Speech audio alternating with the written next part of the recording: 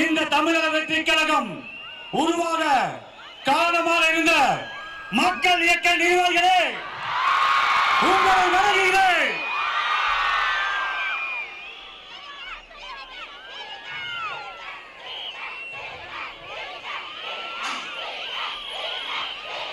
தமிழக வெற்றி கழகம், தமிழக வெற்றி கழகத்தின் ஆதிவேராகிய நகர ஒன்றிய பகுதி நிர்வாகிகளே, 2024 நம் கழக தலைவரை ஆட்சி பீடத்தில் அமர வைக்க இருக்கும் பூத் கமிட்டி நிர்வாகிகளே,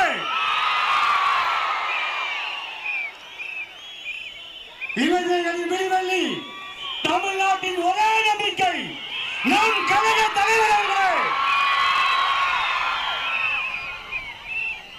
ஓயாமல் பணி செய்து ஒரு நிமிடம் கண் மூடினாலும் சாட்டையை சுழற்றி நம்மளை வேகப்படுத்தும் நமது தந்தைக்கு தந்தையாக, நண்பனுக்கு நண்பனாக, அண்ணனாக இருந்து வழிகாட்டி வழிநடத்தும் கழக பொதுச் செயலாளர் அவர்களே,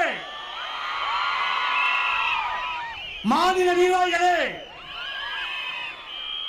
இந்த நிகழ்ச்சியை எங்கள் சொல்லுக்கு கட்டுப்பட்டு வீட்டில் அமர்ந்து குடும்பத்தோடு பார்க்கும் கழக நிர்வாகிகளே, பொதுமக்களே, உறுப்பினர்களே, ரசிகர்களே, உங்களை பாதம் தொட்டு வணங்குகிறேன். வருக வருக வரவேற்கிறேன். 28 ஆண்டு காலமாக என் தளபதிக்காக இந்த சேலம் மாவட்டத்தில் 5000க்கு மேற்பட்ட மக்கள் இயக்க பலகை திறந்து வைத்தோம். ரசிக மன்றமாக இருந்தோம். நம்மளுக்கு நற்பணி மன்றமாக மாற்றி முகவரி கொடுத்தார். மக்கள் இயக்கமாக மாறியது. மாற்றி முகவரி கொடுத்தார். மக்கள் இயக்கமாக மாறியது. இன்று உலகமே திரும்பி பார்க்கும். அவர் ஒரு மொழி என்ன பேசுவார் என்று பார்க்கும். தமிழக வெற்றி கழகத்தை நமக்காக உருவாக்கி கொடுத்திருக்கிறார். எத்தனை நல பணிகள் சேலம் மாவட்டத்தில் 2011 மாபெரும் நலத்திட்ட உதவிகள் வழங்கினோம். நீங்கள் எல்லாம் சேர்ந்து வழங்கினோம். எத்தனாயிரம் ரத்த தான முகாம், வெளியில்லா விருந்தகம் சேலம் மாவட்டத்தில் 3 இடத்தில் சிறப்பாக நடைபெற்றுக் கொண்டிருக்கிறது. 5000 நாட்களை கடந்து நடந்து கொண்டிருக்கிறது. அரசு மோகன் குமாரமங்கல மருத்துவமனையில் இன்று வரை தமிழக வெற்றி கழகம் தான் சென்ற ஆண்டு கூட அதிக குருதிகான முகாமை ஏற்படுத்த விருது வாங்கியது. இதுபோல் உங்கள் ஒற்றுமையோடு இவ்வளவு பணிகளை செய்து கொண்டிருந்தோம். அப்படி செய்து கொண்டிருந்த காலத்தில் தான் தமிழக வெற்றி கழகம் உருவாகியது. அது இந்த சேலம் மாவட்டம் 11 தொகுதி கொண்ட மாவட்டத்தை நிர்வாக வளர்ச்சிக்காக 5 மாவட்டமாக பிரித்தார்கள். நான் எல்லாம் சாதாரண தொண்டனாக இருந்தேன். எனக்கு சினிமாவில் வாய்ப்பு கொடுத்து 15-20 படங்களை நடிக்க வைத்தார் என் கழக தலைவர் தளபதி. இன்று நடிகர் சங்கத்தில் உறுப்பினராக இருக்கிறேன். புலிசர் நம்பத்தில் உறுப்பினராக இருக்கிறேன். டிஸ்ட்ரிபியூட்டர் உறுப்பினராக இருக்கிறேன். ஒரு தொண்டனை எப்படி உருவாக்க வேண்டும் என்று இந்த தளபதிக்கு தான் தெரியும். அதே போல் நம்மளோடு நம்முடன் இருப்பவர்தான் ஒருத்தர் முதலமைச்சராக வேண்டும். அவங்களுக்கு அந்த கஷ்டம் தெரியும். தளபதி பெரிய கோடு ஆனா கோடி பரம்பரையிலிருந்து வந்தவர் அல்ல. கஷ்டங்களையும் அவமானங்களையும் அசைகளையும் பட்டுதான் இந்த நிலைக்கு இருக்கிறார். அப்படி பார்க்கும்போது உனக்கு என்ன தேவை, இந்த ஏழைகளுக்கு தேவை என்பதை அவரால் தான் யூகிக்க முடியும். அவரால் தான் முதலமைச்சராக இருக்க முடியும். நம்மில் ஒருவர் முதலமைச்சராக இருக்க வேண்டும். அப்படியெல்லாம் உழைத்து 5 மாவட்டங்களாக பிரிக்கும் பொழுது சீமான்கள், பணக்காரர்கள் கோடி கோடியாக கொட்டுகிறேன் என்று சொல்லும் போதும் என் கழக தலைவரும் தளபதி அவர்களும் என்னை மாவட்ட செயலராக்கினார். என்னுடன் இணைந்து 4 பேர் வசதியே இல்லாத அவர்களை ஒரு இமைப்பதிலும் யோசிக்காமல் கழக தலைவரும் பொதுச் செயலரும் மாவட்ட செயலராக்குகிறார். இன்று சேலம் மாவட்டத்தில் 5 பேர் இருக்கிறோம். அதே மாதிரி ஒன்று சொல்லிக் கொள்கிறேன். வருகின்ற சட்டமன்ற தேர்தலில் இதுவரை இல்லாத வரலாற்றில் நிகழாத நிகழ்வுகள் ஏழை எளியோர் அத்தனை பேரும் எம்எல்ஏ ஆக்க முடியும். அப்படிதான் உருவாகியது சேலம் மாவட்டத்தில் இந்த தமிழக வெற்றி கழகம். எவ்வளவு உதவிகள், எத்தனை கைம்பெண்களுக்கு தையல் மிஷின்கள், எத்தனை நலத்திட்ட உதவிகள். நன்றி. கால தாமதம் இல்ல, அண்ணன் அவர் எல்லாம் அவர் தளபதிக்கே சிக்னல் காட்டுறவர். எனக்கு சிக்னல் காட்டணும் பயந்துட்டேன். எத்தனை உழைப்புகள் உங்க எல்லாத்துக்குமே தெரியும். ஒவ்வொரு இடத்துலயும் ஒரு மன்றத்தை திறக்கும் போது எத்தனை பிரச்சனைகள் அந்த காலத்துல. இப்பயாவது 4-வே ட்ராக் இருக்கு, ரோடு இருக்கு. இந்த 5000 மன்றங்கள் திறக்கத்துக்குள்ளையும் என் மக்கள் இயக்கத்தை நிர்வாகிகள் எவ்வளவு பேர் கஷ்டப்பட்டிருக்கான். இன்னைக்கு சொல்றாங்க பத்தியா, அரசியல் உங்களுக்கு என்ன தெரியும் சொல்றாங்களே. இன்னைக்கு சொல்லுகிறேன், இந்த 30 ஆண்டு காலமாக இந்த 5000 மன்றத்தை திறந்து விட்டு ஒரு மன்றம் திறக்க வேண்டும் என்றால் ஒரு இடத்துல திறக்கணும்னா எதிர்கட்சி ஆளுங்கட்சி அத்தனை பேர்த்துக்கிட்டையும் பிரச்சனை பண்ண அந்த மன்றத்தை திறந்தான். 30 ஆண்டு காலமாக ஆளும் கட்சியும் பார்த்து விட்டோம், எதிர்கட்சியும் பார்த்து விட்டோம். இன்று எதிர்கட்சியாக இருக்கிறோம். 2026 முதலமைச்சராகுவோர். கழக தோழர்களே, உங்களுக்கெல்லாம் ஒன்னே ஒரு சொல்லிக் கொள்கிறேன். உங்களிடம் இருக்கும் தாழ்வு மனப்பானை தூக்கி எறியுங்கள். எந்த வகையில் மாற்று கட்சியை சேர்ந்த ஒன்றிய நகர பகுதி செயலாளர்களை விட நீ கீழே இருக்கவன் இல்ல, அவர்களை விட நீ மேலே இருப்பவன். அந்த காலத்திலேயே எதையும் எதிர்பார்க்காமல் தளபதிக்காக நீ ரத்தத்தையும் சிந்தினான், உழைப்பையும் கொடுத்தாய். அவருக்காக அரசியலுக்கு வருவாரா வரமாட்டாரா தெரியாது. அவர் ஒத்த முகத்துக்காக தான் நீ அவ்வளவு செஞ்ச. இன்னைக்குதான் அரசியல் வந்திருக்காரு, எதிர்பார்த்து செஞ்சியோ? அப்படி பார்க்கும்போது நீ பக்கத்து வீட்டுல ஒரு வார்டு கவுன்சிலர் பார்த்தாலே எவ்வளவு சந்தோஷப்படுற. வருங்காலத்தில் நீங்க இருக்க அத்தனை பேரும் அரசு அதிகாரத்தை பகிர்ந்து கொடுப்போம். தளபதி முதலமைச்சர் ஆவார். உங்கள் எல்லாத்துக்கும் சொல்றேன், உழைச்சவர் அத்தனை பேரும் அரசு அதிகாரத்தை பகிர்ந்து கொடுப்போம். அதே மாதிரி ஒன்னே சொல்லிக்கிறேன், 234 தொகுதியிலும் தளபதி மூளை முடுக்கெல்லாம் வர வேண்டும் என்றால் நமது ஆட்சி நடக்க வேண்டும். காவல்துறையினர் இப்ப பாருங்க எவ்வளவு டிமாண்ட், 51 கண்டிஷன் போடுறாங்க. இந்த கண்டிஷனை ஆளுங்கட்சிக்கு போறதுக்கு திறந்ததுக்காக உங்களுக்கு சொல்லுங்க பார்க்கலாம். ஆளும் கட்சி மாநாட்டில் கூட இத்தனை ஆம்புலன்ஸ் வண்டி இல்ல, இத்தனை மருத்துவர் இல்ல, டாய்லெட் பாத்ரூம் குடிநீர் அவ்வளவு ஏற்பாடு பண்ணிருக்கோம். எல்லா கட்சிக்கும் முன் உதாரணமா செஞ்சிருக்கோம். நன்றி, வணக்கம். நன்றி. வரவேற்புரையே இவ்வளவு வேகமா இருந்தா நிறைய பேரு நிறைய கனவு காண்றாங்க. வேலையே செய்ய மாட்டவங்க எல்லாம் நிறைய பேரு நீங்க போடுற இந்த 1000, 2000, 5000 கணக்கையெல்லாம் மக்கள் வாங்கி அவங்க பணம் உள்ள வச்சுக்கிட்டு 5 ரூபா விசிலுக்கு ஓட்ட போட்டு கோடிக்கணக்கான வாக்குகளை கொடுக்க போறாங்க. இந்த தருணம் அந்த தருணம். தர்மத்தாரின் தவப்புதல்வர் மாங்கனி மாநகருக்கு உங்கள் இணையக்கணி வருகிறார். கோட்டை மாரியம்மன் ஆட்சியோடு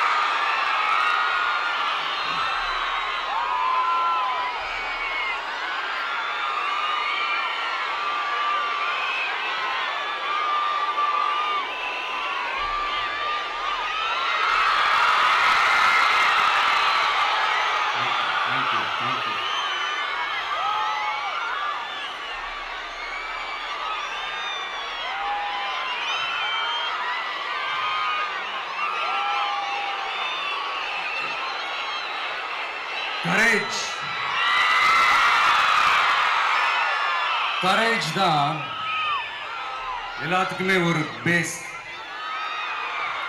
கரேஜ் தான் எல்லாத்துக்குமே ஒரு பவர். அப்படிப்பட்ட அந்த பவர் எதிலிருந்து ஆரம்பிக்கிறது தெரியுமா? நம்மள அண்டர் எஸ்டிமேட் பண்ற நேரத்துல, நம்மள ஒரு ஏளனமா பார்க்கிற நேரத்துல நம்ம யாருன்னு ப்ரூவ் பண்ணி காட்டணும்னு ஒண்ணு தோணும். நம்ம யாருன்னு காட்டணும்னு ஒரு உத்வேகம் ஒண்ணு வரும். அப்படி ப்ரூவ் பண்ற அந்த பாயிண்ட் எதுல இருந்து ஸ்டார்ட் ஆகுது தெரியுமா? எந்த விஷயத்துல நம்மள கிண்டலும் கேலியுமா பேசுறாங்களோ அதே விஷயத்தை வச்சு நம்ம அது ஒரு பாசிட்டிவா மாத்துறதுன்னு ஒண்ணு இருக்குல்ல, அதே விஷயத்தை வச்சு நம்ம அது ஒரு ஃபயரா மாத்துறதுன்னு ஒன்று இருக்குல்ல, அங்கிருந்து தான் அந்த பவரே ஸ்டார்ட் ஆகும். அப்படிப்பட்ட அந்த உண்மையான அந்த பவரை சொல்ற அந்த பாயிண்ட்ல இருந்து ஆரம்பிக்கலாமா? ஏ விஜய், வீட்டை விட்டு வெளியே வா. ஏ விஜய், பணியூர் விட்டு வெளியே வா அப்படின்னு சொல்றவங்களுக்கு என் வீடு எதுன்னு தெரியுமா? முதல்ல என் வீடு எங்க இருக்குனாவது தெரியுமா?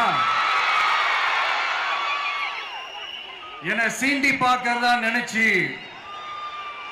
கிண்டலும் கேலியுமா பேசுறவங்களுக்கு நான் சொல்றேன், இந்த தமிழ்நாடு தமிழ்நாடுன்னு சொல்றாங்களே அது மத்தவங்களுக்கு வேணா ஸ்டேட்டா இருக்கலாம், ஆனா என்ன பொறுத்த வரைக்கும் என் தாய் நாடான தமிழ்நாடு தான் என் வீடு.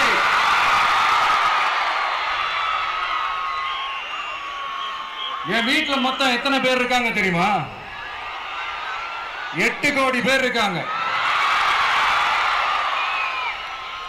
ஒட்டுமொத்த தமிழ்நாட்டு மக்களும் என் வீட்டு மக்கள், என் குடும்பம், என் உறவு, என் சொந்தம். எனக்கு எல்லாமும் கொடுத்த இந்த 8 கோடி சொந்தங்களுக்கு இனிமே எல்லாமுமா கூட நிக்க போறது இந்த விஜய் மட்டும்தான். தமிழ்நாட்டோட முதல் படை வீரனா, தமிழ்நாட்டோட முதல் பாதுகாவலனா அவங்க கூடவே நிக்கணும்ன்றதுதான் என்னுடைய குறிக்கோள். இன்னைக்கு இந்த விஜய், உங்க விஜய் உங்ககிட்ட ஓட்டு கேட்டு மட்டுமே வரல, உங்ககிட்ட நீதி கேட்டும் வந்திருக்கிற. ஆக்சுவலா உங்களுக்காக நீதி கேட்கறதுக்காக தான் நான் அரசியலுக்கே வந்தேன். ஆனா இன்னைக்கு நான் உங்ககிட்ட நீதி கேட்கறதுக்காக வந்திருக்கிறேன். இந்த விஜய் என்னங்க தப்பு பண்ணா? தன்னை நேசிச்ச தன்னுடைய மக்களுக்காக அரசியலுக்கு வந்தா அது ஒரு தப்பா?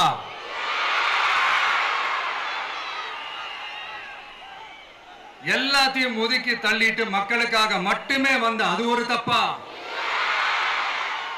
இந்த மத்த கட்சிகளுக்கெல்லாம் மாநாடு நடத்துறதுக்கோ பொதுக்கூட்டம் நடத்துறதுக்கோ இல்ல ஹால் ஃபங்க்ஷன்ஸ் நடத்துறதுக்கோ பர்மிஷன் கொடுப்பாங்க, இடம் கொடுப்பாங்க.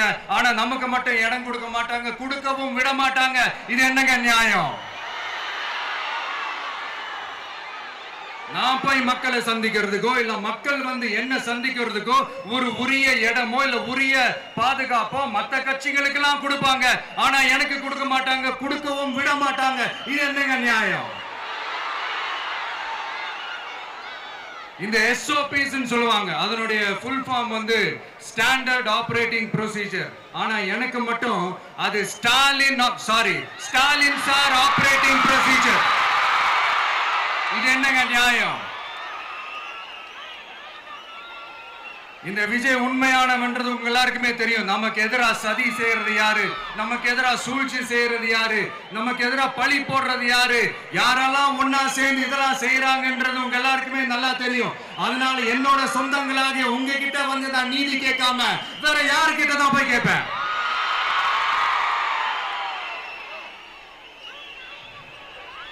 செல்ஃபே எடுக்காத ஒரு கூட்டணி கணக்கு, செல்ஃபே எடுக்காத ஒரு அறத பழைய அரித்மேட்டிக் கணக்கு, இதெல்லாம் வேலைக்கே ஆகாது. ஆணித்தரமா அடிச்சு சொல்றேன். அப்புறம் இந்த காசு கொடுத்து ஓட்டு வாங்கிடலாம்னு கனவு காண்றாங்கல்ல, அதுவும் இந்த விஜய் வந்ததுக்கு அப்புறம் நடக்கவே நடக்காது. வண்டி வண்டியா கொண்டாந்து குட்டுவாங்க. 1000, 2000, 3000, 4000, 5000 சாமி மேல சத்தியெல்லாம் வாங்குவாங்க. அப்படிதான் இத்தனை வருஷமா உங்களை ஏமாத்தி இருக்கிறாங்க. வாங்கிக்கங்க, சந்தோஷமா வாங்கிக்கங்க. எல்லாம் உங்க பணம் தான். வாங்கிக்கிட்டு அவங்க காதிலே விசில ஊதி அனுப்புங்க. எப்படி? அவங்க செவிலே விசில ஊதி அனுப்புங்க.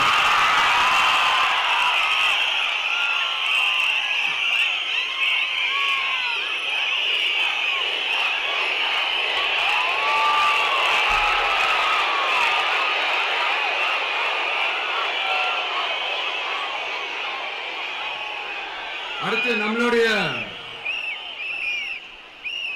ஜென்சி அடுத்த இளம் தலைமுறையினருக்கும் ஒன்று நான் சொல்லணும்னு நினைக்கிறேன். இந்த பணத்தை கொடுத்து ஏமாத்தி ஓட்டு வாங்குற அந்த கலாச்சாரம் ஒழியணும். பணத்தை கொடுத்து ஏமாத்தினா ஏமாறுவீங்க. உங்களை தான் கேட்கிறேன், பணத்தை கொடுத்து ஏமாத்தினா ஏமாறுவீங்க? எல்லாரும் கொஞ்சம் கை இப்படி வைங்களேன் எனக்காக. நான் சொல்றதை கொஞ்சம் ரிப்பீட் பண்ணுங்க.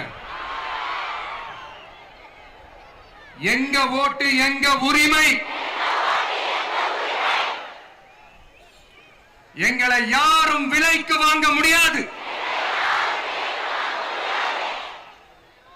எங்கள் ஓட்டு விசில் சின்னத்துக்கு தான்.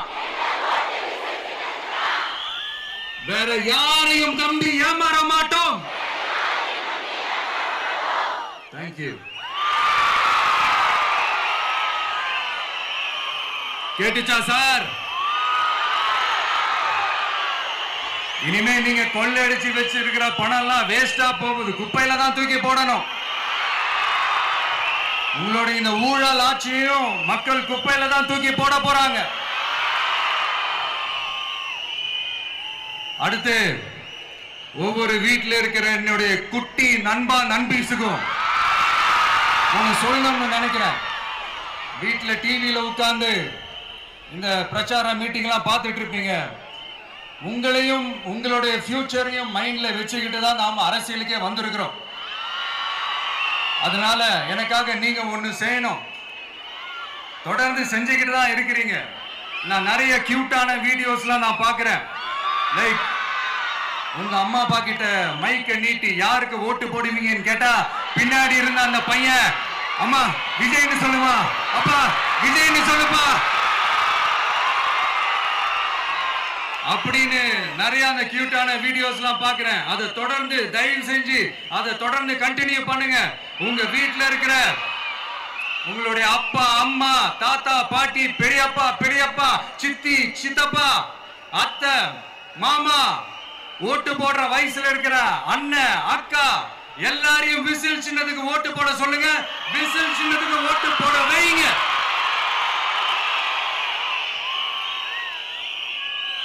இந்த தேர்தல் நெருங்கிற இந்த நேரத்தில் பொலிட்டிக்கலா ஸ்பீக்கிங் டு த பாயிண்ட் ஒரே ஒரு விஷயம் நான் சொல்லணும். நாங்க அரசியலுக்கு வந்தது எந்த கட்சியும் ஒழிக்கிறதுக்கோ அழிக்கிறதுக்காகலாம் நாம அரசியலுக்கு வரல. யார் மேலேயும் தனிப்பட்ட ஒரு வன்மமோ இல்ல தனிப்பட்ட கோபமோ அப்படிலாம் யார் மேலேயும் கிடையாது. இந்த மற்றவங்க மாதிரி இந்த வெறுப்பு அரசியல் பண்றதுக்காகலாம் நாம அரசியலுக்கு வரல. அரசியல் ரீதியா நம்மளுடைய எதிரிகள் யாருன்னு டிக்ளேர் பண்ணிட்டு தேர்தலில் நின்று ஜெயிச்சு மக்களுக்காக எங்களுடைய நன்றி கடனை செலுத்துறதுக்காக தான் நாம அரசியலுக்கே வந்திருக்கோம். Just want to make this clear. அவங்கள கேள்வி கேட்கறதுக்கு முன்னாடி அவங்களோட இயலாமையை மறைக்கிறதுக்காக இந்த ஏ டீம் பி டீம் இதெல்லாம் கூட சேர்த்துக்கிட்டு ஒரே விஷயத்த சொல்லி அழுவுறாங்கல்ல. என்னன்னு சொல்லி அழுவுறாங்க? அனுபவம் இல்லாதவங்களால எப்படி ஆட்சி அதிகாரத்தை செய்ய முடியும் அப்படின்னு ஒரே விஷயத்த சொல்லி அழுவுறாங்கல்ல. அந்த அழுகைக்கு நாம ஒரு பதிலடி கொடுக்கணும்ல. மக்களே, நான் உங்களையே கேட்கிறேன், தெரியாம தான் கேட்கிறேன். இந்த அனுபவம் அனுபவம் அனுபவம்னு சொல்றாங்களே, அதிகாரத்தை வச்சு மக்கள் பணத்தை கொள்ளையடிச்சதை தாண்டி வேற ஏதாவது கொம்பு முளைச்ச பெரிய அனுபவம் இவங்களுக்கு இருக்குதா?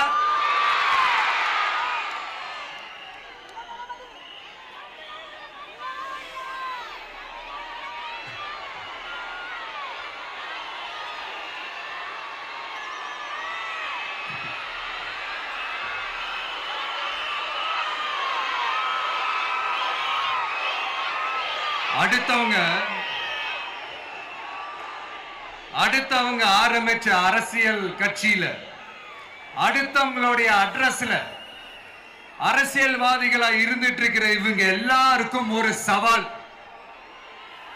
என்ன மாதிரி தனியா என்ன மாதிரி சொந்தமா ஒரு கட்சி ஆரம்பிச்சு 1% அட்லீஸ்ட் 1% வாக்கு வாங்கி காட்டுற அந்த தில் இருக்குதா, திராணி இருக்குதா?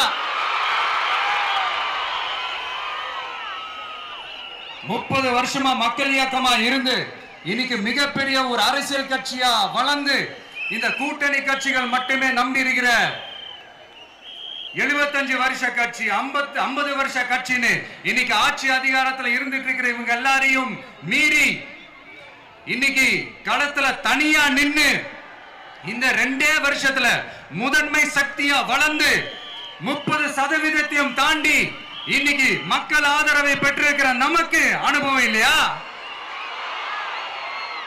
உங்களுடைய அனுபவம் என்னன்னு சொல்லட்டுமா? கட்சி ஆரம்பிச்ச அண்ணாவை மறந்தது, கட்சி ஆரம்பிச்ச எம்ஜிஆர் அவர்களை மறந்தது, கட்சியை வளர்த்த ஜெயலலிதா மேடம் அவங்களை மறந்தது. இவங்க எல்லாரும் சொன்ன விஷயங்கள், பேசின விஷயங்கள், எதையெல்லாம் ஃபாலோ பண்ணணும்னு சொன்ன விஷயங்கள் எல்லாத்தையும் மறந்தது. இவங்களுக்கு நமக்கு அனுபவம் இல்லையா? நமக்கு அனுபவம் இல்லதான். கொள்ளை அடிக்கிறதுலாம் எங்களுக்கு அனுபவம் இல்லதான். அதெல்லாம் எங்களுக்கு சுட்டு போட்டாலும் வராது. இந்த கொள்கையை பேருக்கு மட்டும் வச்சுக்கிட்டு நேரடியா சரண்டர் ஆகிறது, மறைமுகமா சரண்டர் ஆகிறது, இந்த மாதிரி அனுபவம் நமக்கு இல்லதான். அதுவும் நமக்கு சுட்டு போட்டாலும் வராது. மக்களை நேசிக்கிற நல்ல குணம் இருந்தா போதும்யா. நல்ல சூப்பரான ஒரு நல்லாட்சி கொடுக்கலாம். நல்லாட்சி கொடுக்கிறதுக்கு மெத்த படிச்ச மேதாவிகளா இருக்கணும்லாம் ஒன்னும் அவசியம் இல்ல. காமராஜர் அவர்கள் மாதிரியோ எம்ஜிஆர் அவர்கள் மாதிரியோ மக்கள் சக்தியின் துணையால, மக்கள் மேல அக்கறையா இருக்கக்கூடிய நல்ல அதிகாரிகளின் துணையால சூப்பரான ஒரு நல்லாட்சி என்னால கொடுக்க முடியும், செஞ்சு காட்டுறேன்.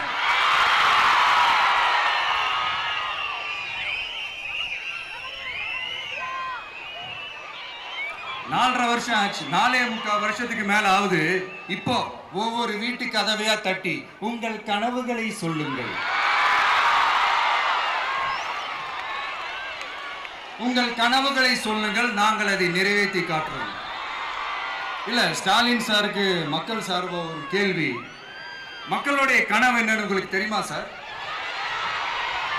அது சரி, அவங்க என்ன நினைக்கிறாங்கன்னு உங்களுக்கு தெரியாது, அதுக்கப்புறம் எப்படி அவங்க கனவுகளை பத்தி உங்களுக்கு தெரியும்.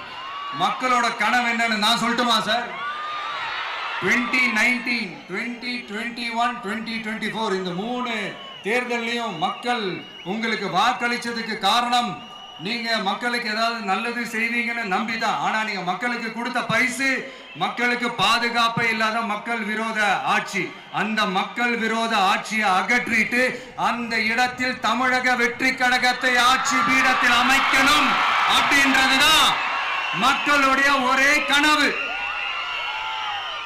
இந்த மக்கள் விரோத திமுக அரசை நிலைக்க கூடாது அப்படின்றதுதான் மக்களுடைய ஒரே கனவு. 100% தூய சக்தி டிவிக்கு ஆட்சி அமைக்கும். அதுல உங்களுடைய கனவுகள், உங்களுடைய ட்ரீம்ஸ் எல்லாமே ஃபுல்ஃபில் ஆகும், நிஜமாகும்.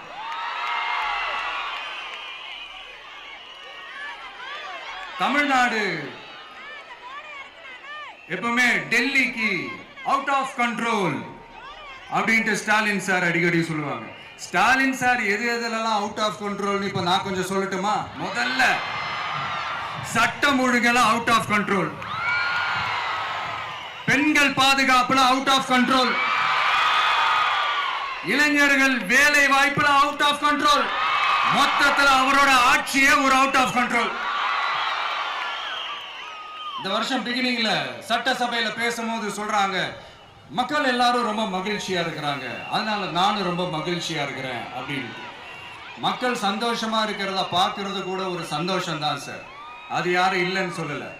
அப்படி உண்மையிலேயே மக்கள் உண்மையிலேயே சந்தோஷமா இருக்கிறாங்க அப்படின்னா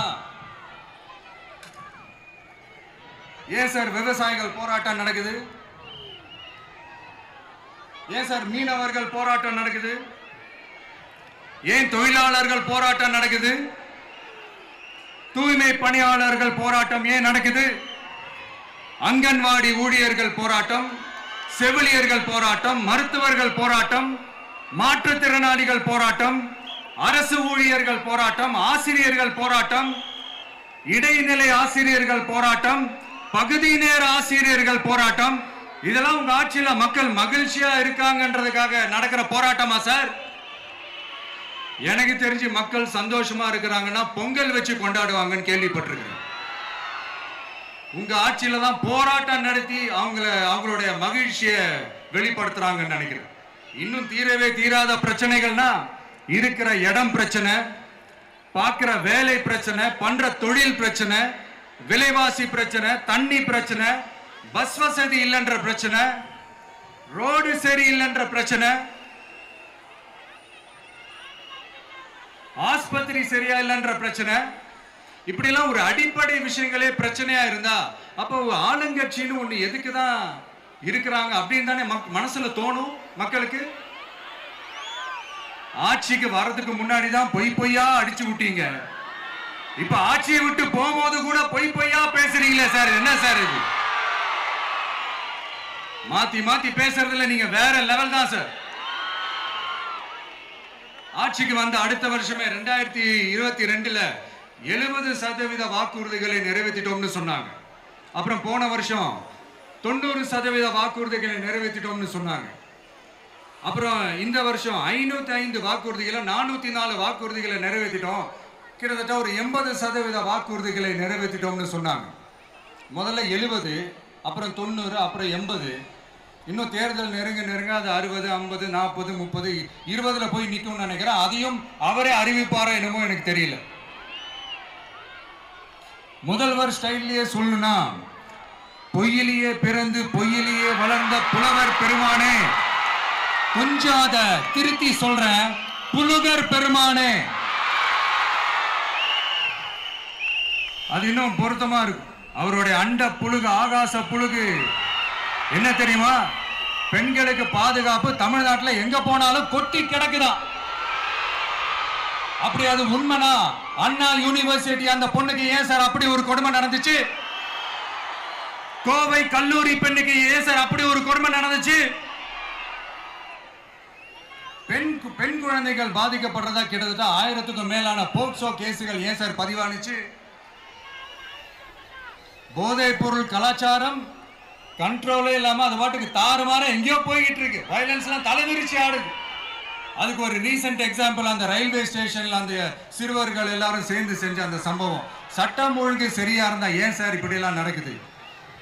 சட்டம் ஒழுங்கு சரியா இருக்கணும்னா முதல்ல தமிழ்நாட்டுக்கு ஒரு டிஜிபி வேணும் சார். எங்க சார் போனார் அவரு? எங்க அவரு? சும்மா இந்த ஆக்டிங் ஆபீசரை வச்சுக்கிட்டு அரசாங்கத்தை நடத்துனீங்கன்னா இப்படிதான் சட்டம் ஒழுங்கு சந்தி சிரிக்கும். முதல்ல தமிழ்நாட்டுக்கு ஒரு டிஜிபியை போடுங்க சார். அதுக்கப்புறமாச்சும் சட்டம் ஒழுங்கு சரியாகுதான்னு பார்ப்போம். சரிப்பா, கேள்வியா கேட்கிறிய, நீ வந்தா என்ன செய்வ அதானே கேட்கறீங்க. கரெக்ட், கேட்கணும். மக்களோட அடிப்படை தேவைகளை தீர்க்கிறது தான் நம்மளுடைய ஃபர்ஸ்ட் வேலையே. அதை தீர்க்கிறதுக்கான அந்த தேடி போறது, அதோட சொல்யூஷனை தேடி போறது தான் நம்மளுடைய ஃபர்ஸ்ட் அஜெண்டாவே. கொஞ்சம் வெயிட் பண்ணுங்க, தேர்தல் அறிக்கை ரெடி ஆயிட்டு இருக்கு. தெளிவான ஒரு தேர்தல் அறிக்கையாவது வரும். என்ன நம்புற உங்களை நான் டிசப்பாயிண்ட் பண்ணவே மாட்டேன்.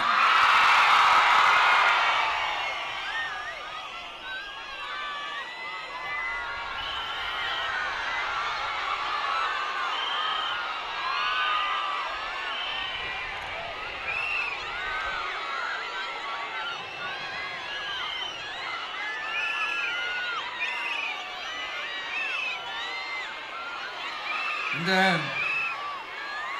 சும்மா ஆட்சிக்கு வரணும்ன்றதுக்காக இந்த நடைமுறைக்கு சாத்தியமே இல்லாத இந்த மாதிரி விஷயங்கள் எல்லாம், வாக்குறுதிகளை நான் என்னைக்குமே கொடுக்கவே மாட்டேன்.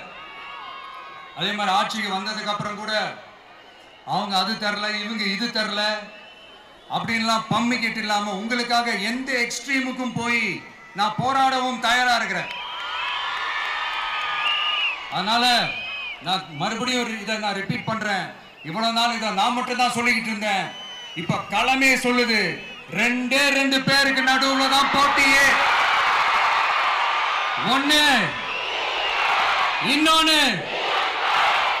ஒன்னு தூய சக்தி டிவிக்கு, இன்னொன்னு தீய சக்தி DMK.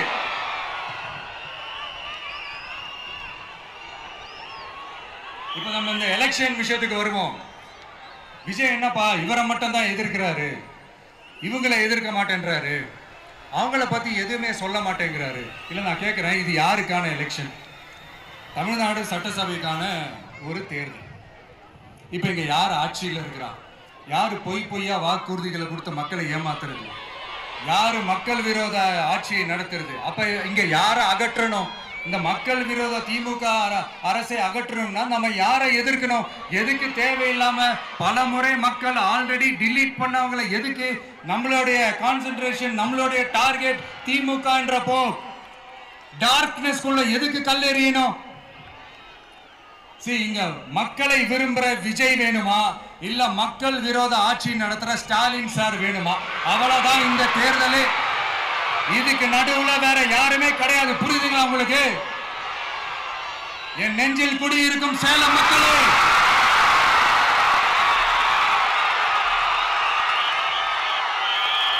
One last simple question. Vijaya நம்புறீங்களா, ஸ்டாலின் சார நம்புறீங்களா? அவ்வளவுதான், முடிஞ்சு போச்சு. கதம் கதம். போர் முழக்கம் உங்களை ஒரு நிமிஷம் கூட தூங்க விடாது.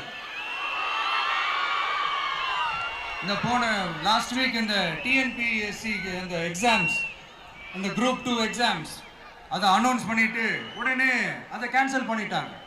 இது உலகத்துக்கு எல்லாருக்கும் தெரியும். கேன்சல் பண்ணிட்டு ரொம்ப சிம்பிளா டெக்னாலஜி ஏதோ சம் ஃபால்ட், டெக்னிக்கல் ஃபால்ட் அப்படின்னு சொல்லி அதை கடந்து போயிட்டாங்க. இத்தனை வருஷமா ராத்திரி பகலமா கஷ்டப்பட்டு படிச்சு எப்படியாவது நமக்கு அந்த வேலை கிடைக்காதான்னு அந்த எக்ஸாம்ஸை ஃபேஸ் பண்ண வந்த நம்மளுடைய தம்பி தங்கைகள் எவ்வளவு ஒரு மன உளைச்சலுக்கு ஆளாயிருப்பாங்க. அதை யாராவது யோசிச்சு பார்த்தீங்களா? ஒரு எக்ஸாம்ஸை ஒழுங்கா நடத்த தெரியல, இதுல உலக நாடுகளோட போட்டி போடுறாங்களாம். நம்மளுடைய தம்பி தங்கைகள் நம்ம அம்மா அப்பா கிட்ட சொல்லுங்க, யாரும் தைரியம், எல்லாரும் தைரியமா இருங்க. வரப்போறது உங்க ஆட்சி, நம்ம ஆட்சி.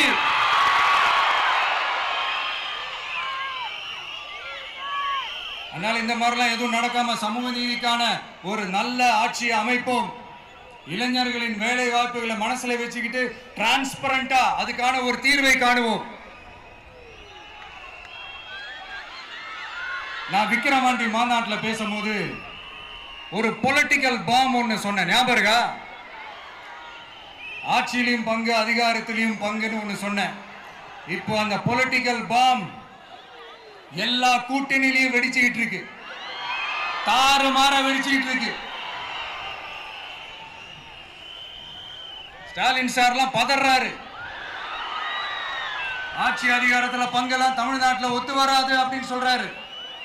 அவங்கள பொறுத்த வரைக்கும் ஜெயிக்கிறதுக்காக மட்டும்தான் கூட்டணி, மற்ற எல்லாத்துக்குமே அவங்க தனி அணி, அவங்க மட்டுமே ஒரே அணி.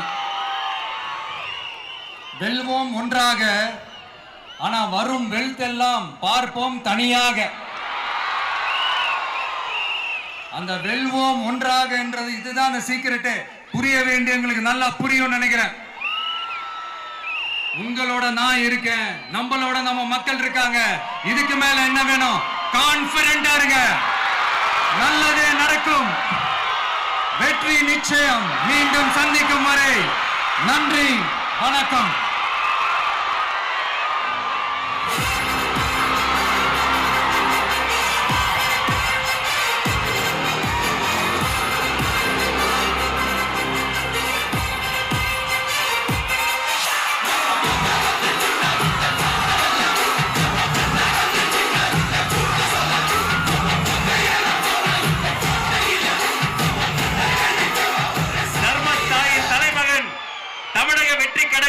தலைவர் வெற்றி தலைவர் அவர்களுக்கு சேலம் கழக மாவட்ட செயலாளர்கள் உங்கள் சார்பில் நிறைவு பரிசு வழங்க மேடைக்கு வருகிறார்கள். சேலத்து இளம் சிங்கம் தமிழன் பார்த்திபன்,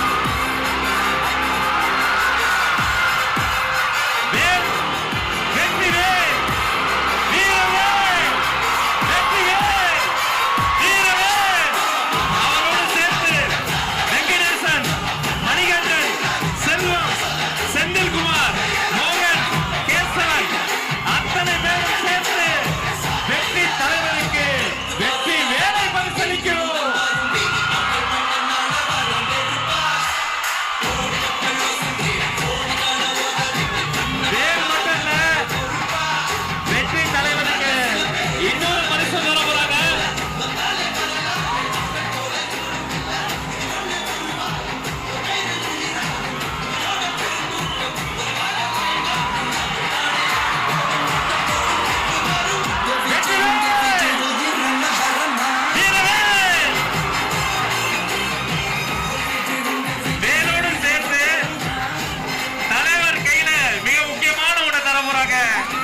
சாட்டை,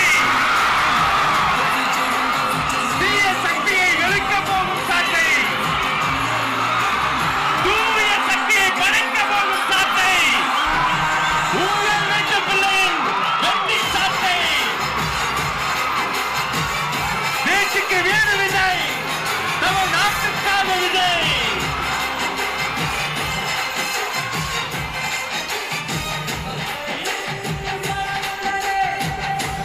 இந்த தமிழ்நாட்டு மக்களையும் என் கழக தலைவரையும் காப்பாற்றுவதற்காக இந்த வீரமே ஊழல் சக்திகளை ஓங்கி அடிக்க சாட்டை விலகுவோம், ஊழல் சக்திகளை நல்வாழ்த்தி தருவோம். நன்றி. கழக மாவட்ட செயலாளர்களுக்கு நன்றி.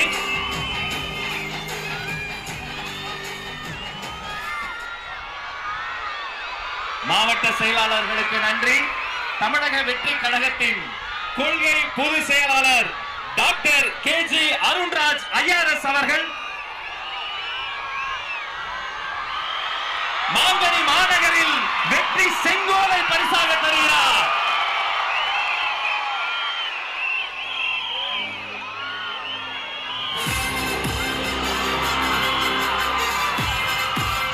அந்த வெள்ளி செங்கோலோடு சேர்த்து மக்களின் சார்பில் மாங்கனி மாநகரில் மாவட்ட கழக செயலாளர் மக்கள் சார்பில் பொன்னிற செங்கோலையும் தருகிறார்.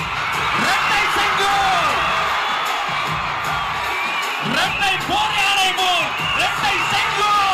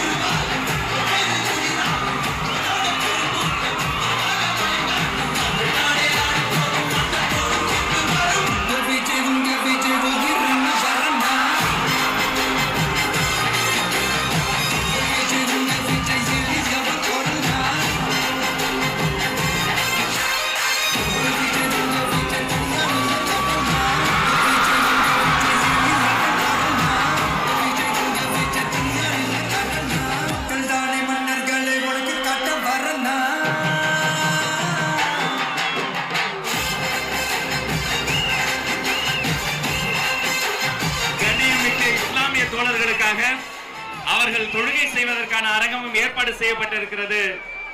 இத்தனை நேரம் பொறுமை காத்து எங்களோடு இணைந்திருந்த அத்தனை சொந்தங்களுக்கும் நன்றி, நன்றி, வெற்றி, வணக்கம்.